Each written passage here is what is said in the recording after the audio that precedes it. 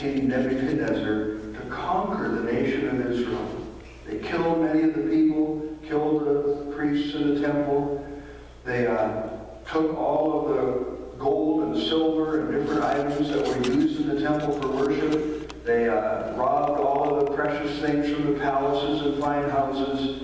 And then they burned the temple to the ground, that magnificent temple of Solomon, broke down the walls of the city, and took the remaining people captives to be prisoners of war, living in exile for 70 years in Babylon. The Bible specifically says that they were there for 70 years because one of the commands that they refused to obey was to let the land rest every 7 years. They had a Sabbath year, so the land would rest. Kind of, I guess, an environmental thing, as well as acknowledging that God's in charge of everything, and we're going to let the land rest, and He will take care of us. But they didn't do that. And so for every Sabbath year they skipped, they spent a year in exile in Babylon. The prophet Jeremiah announced that at the end of those 70 years, God would bring them back to their land. And that's what we pick up the story in Ezra. This is, we've had the homecoming of the socially distanced, returning to rebuild the church. But now we're going to kind of merge both of those, the homecoming for Israel and the homecoming for us. To make the comparison of this, our returning to church after the exile of COVID, which of course has been months, not 70 years. But I'm going to use the word church really in two ways. We talk about this building as a church, don't we? And we all understand that the church is not the building, but this is the place where we meet. Even as the temple in the Old Testament was the place where they worshipped God, His people worshipped Him, but the temple was also a place of witness, so that everyone could see this is where God dwelled. This is a witness to the one and only true God. And so this building, the church, is not only a place of worship where we gather to worship the Lord, it also should stand as a witness to this neighborhood, that this is a place where God's people gather to meet with Him. But we're also going to be using the word church in a different way. Actually, we're going to talk about the real church, and that's the people, right? The real church is people. And there is the universal church, God's people everywhere, heaven and earth. And then there are local churches like this, where a group of God's people gather together for worship and for witness. In 1 Corinthians 3, the letter that Paul wrote to the first century Christians in Corinth, he said in chapter 3, you all are God's building. And then in the same chapter he said, you all are God's temple. And so we'll be talking about the church, about rebuilding the church. Now the last chapter of the history book, 2 Chronicles 36, if you just flip a page back, you'll see the history leading up to the exile and then the return. And on the screen you can see the proclamation of Cyrus, king of Persia. Persia has now conquered Babylon. Persia is the modern Iran. And this pagan King Cyrus makes this astonishing proclamation. If you're interested, you can look in the last chapter of 2 Chronicles, chapter 36, and you'll see the proclamation. And then flip the page back to Ezra chapter 1, and you'll see the identical words there. Many people believe that Ezra may have written both 2 Chronicles and Ezra, and he just cut and paste. You know, the proclamation at the end of the Chronicles and the proclamation at the beginning of Ezra here, where this pagan king says, I'm going to build God's temple in Jerusalem, and all of you Jews that I brought down here, or that Nebuchadnezzar brought down here to Babylon, I'm going to let you go. And I encourage your people to give you silver and gold and livestock so you can go back and rebuild the house of the Lord. Wow. Well, what does it take to rebuild the house of the Lord? Whether the temple in Ezra's day or the church in our day. And that's what I want us to focus on today. That to rebuild God's house requires people with a certain kind of heart. I want to talk about that. The kind of heart it takes to rebuild the house of God. The Jewish exiles returned from Babylon to rebuild the temple.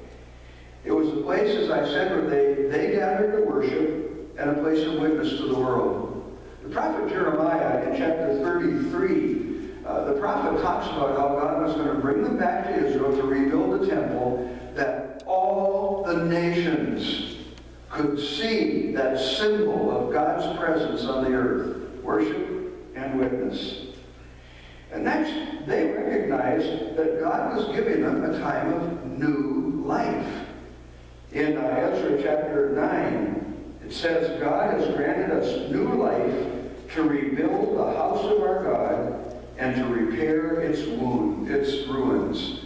In other words, God was giving them a fresh start. You know, a mulligan for you golfers. Let's start again. It's a resurrection. I'm going to breathe new life into you so that you can rebuild, repair the house of God. You know, our God is a God who loves to fix things. He loves to fix what's broken. He loves to restore what's lost.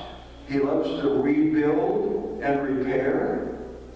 And that's what we are praying that God is going to do in this place.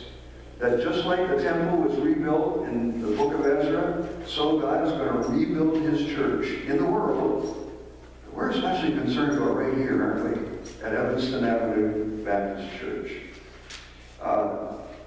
In a similar way, then, Jesus' followers are called to build Jesus' church, to fill the building, to grow the church, to grow it spiritually so we become more and more like Jesus, and to rebuild the church numerically. So there are more and more people who are becoming like Jesus to worship him and to bear witness in the world.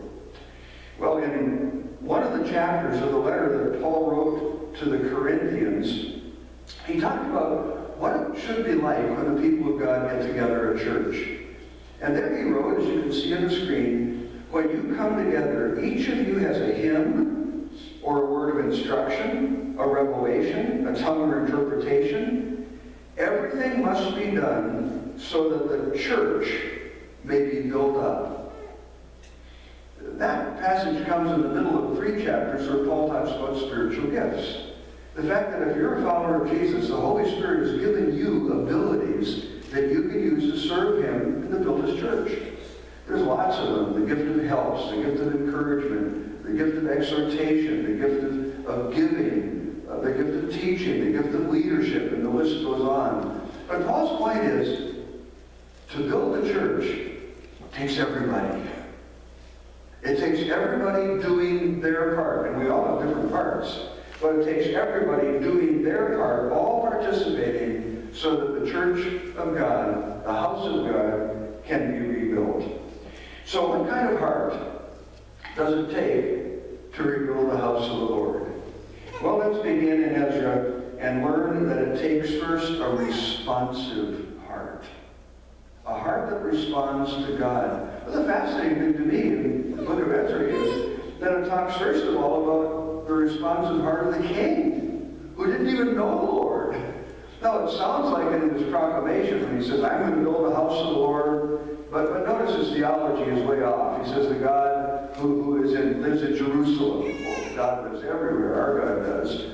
But the pagans often thought that there were many gods, and each of the god in his territory. And during the rule of Cyrus, he didn't just release the Jews to go back and rebuild their temple. He helped other different peoples go back to their lands and to rebuild their pagan temples. So don't think of him as a devoted follower of the God of Israel. But God used him. And God can use people and things that we would never expect. And you notice there that it says that the Lord moved the heart of Cyrus, king of Persia. And then praise to the Lord who has put it into the king's heart. It's like the Holy Spirit reached down and planted a thought in King Cyrus's mind. Rebuild the temple in Jerusalem. He thought it. But it was God who put it there.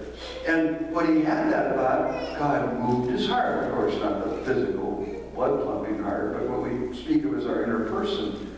You know, sometimes you listen to a song and say, oh, that really moved me. Right?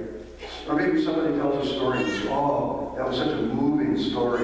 And And the idea is that something happens, something you hear, something you see, something you think about, moves you emotionally so that you act on it. You do something. And that's what God did. He moved in the heart of the king of Persia, so he sent the people back. But notice the other verse. Then everyone whose heart God had moved. So it wasn't just Cyrus. God moved in the hearts of a number of the people of Israel who were exiles in the land of Babylon, now Persia. Proverbs chapter 21, verse 1 says, "In the Lord's hand, the king's heart is a stream of water that God channels towards all who please him." Think of that. The heart of a pagan king. God can direct like he directs the rivers of water to accomplish his will. God can move in our hearts by his word. He can move in our hearts by his spirit. He can use something we see or hear. Sometimes God uses other people. He often uses the scriptures to move our heart. But remember this. My heart can be moved and I do nothing about it. Maybe I'm watching TV and there's a commercial, about a hospital, the Shriners Hospital, where they're doing wonderful things for kids. And at the end of it, it says, for $19 a month, you've seen it, right? You know what? I'm always moved when I see that. My heart's always moved, but you know what? I haven't sent them any money yet. It's not because I don't think it's a worthy organization, but I feel God has led me to give to different places and things than that. But the point is, my heart was moved, but I did nothing about it. So it's one thing for our heart to be moved. It's another thing for us to say, now I've got to do something. And that's what happened in the book of Ezra. God moved in the heart of the king. He did something. God moved in the heart of a number of the people of Israel who were in exile in Babylon, and they did something. They picked up, closed up their houses, boarded them up, gave them to their neighbor. I don't know what they did. Left their job, and they walked 500 miles. Just under 50,000 of them. Quite a parade, huh? Google told me that from Muskegon to Niagara Falls is 550 miles. So we're going to walk to Niagara Falls. Are you ready? You say, well, surely they all have horses or donkeys or carts. Well, the book of Ezra actually tells us about how many of them there were, just under 50,000. And it also tells how many horses and mules and donkeys there were. There weren't enough for everybody to ride or to pull enough carts. Most of these people walked 500 miles. I'm telling you, their hearts were moved. And they did something about it. Well, to rebuild the house of God requires a responsive heart. Next, notice that to rebuild the house of God requires a unified heart. A unified heart. In chapter 3, verse 1, it says that the people assembled together as one. Imagine 49,000 some people all united like they were just one person. How did that happen? They were united around a mission. We've got to rebuild the house of God. You think they all agreed about everything else? Of course not. You think they all like the same food? Like the same TV program? I guess they didn't have TV, did they? You think they all had the same political views? You think they all like the same kind of music? Of course not. But they were united around a mission. We've got to rebuild the house of the Lord. And that meant that there were times when they had to set aside their differences. And not say, I want to have my way. Because divided, we fall. United, we stand. And they had a united heart. They were one about this mission. We've got to rebuild the house of the Lord. By the way, where does division come from? Satan is the divider. You watch through the whole scriptures. It actually goes to work in the book of Ezra and Nehemiah to try to divide the people and stop them from rebuilding the temple. Think about the book of Acts. How the church just explodes with the Holy Spirit in the early chapters of Acts. And you get to chapter 6, there's a big division in the church. Because some of the widows got left out in the grocery distribution. And now they're up in arms against the leaders. Where did that come from? I'll tell you where it came from. It came from Satan. He is a divider. How does Satan divide churches?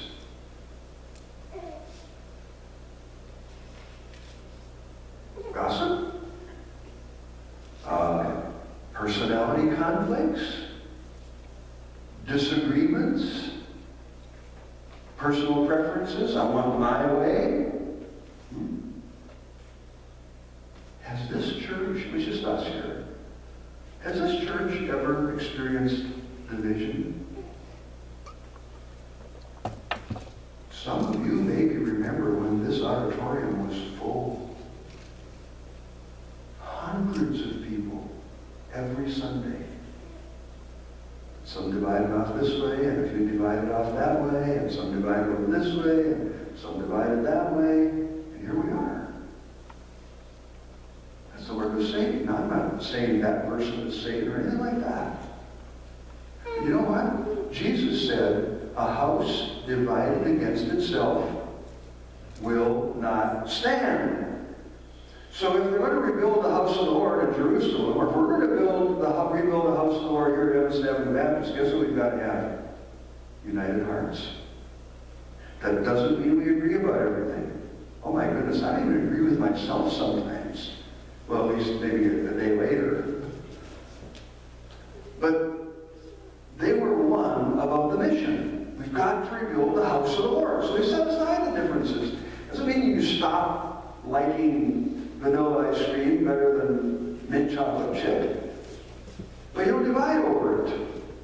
Because there's a mission. Rebuild the house of the Lord. Now, I'm preaching to the choir because guess what? You're here. You didn't leave. You're here. You're not divided from the church. And I'm so grateful and thankful and praise you that you're here. Some of you weren't even here for some of those difficult times. And I wasn't here, but I've gone through some tragic division in churches. Do you remember the night before his betrayal, Jesus prayed? John chapter 17. And this is what he prayed. I pray that all of them, my followers, I pray that all of them might be one, so that the world may believe that you have sent me. And then to make sure the Father heard it and we got it when we read it, he went on and said, I pray that they may be brought to complete unity, then the world will know that you sent me and have loved them even as you loved me. Is it any wonder that often the world is not impressed by the church? I mean, there's a different denomination in every corner. Churches go through division and splits. Jesus said, if the world is going to know that the Father sent me, if the world is going to know that you love us, then my people have got to be one. You know what? I was brought up in a Baptist church. I've been in a Baptist church my whole life, except for 3 years when I pastored a Bible church, which was Baptist in doctrine. Pastored for more than 30 years here in the Muskegon area, Calvary Baptist Church. And we changed the name, but we were legally still Calvary Baptist Church. Never changed our doctrine. It was a matter because our people ran into too many people who said, sure, I'll come to your church. Where do you go? And they say Baptist. Well, I'm not going to your church. Because you know that some people love the name Baptist, and some people don't know the name Baptist, love the name Baptist, and some people had a good experience, and some people had a bad experience. But the point is, I'm Baptist by conviction. That's what I find in the Bible. But you know what? I'm not going to die for Baptist. I'll die for the gospel. I'll die for building the church. I'm not going to die for something less than the gospel. Tell me, here at Evanston, were the divisions over the gospel? No. People didn't leave because the gospel wasn't being preached here.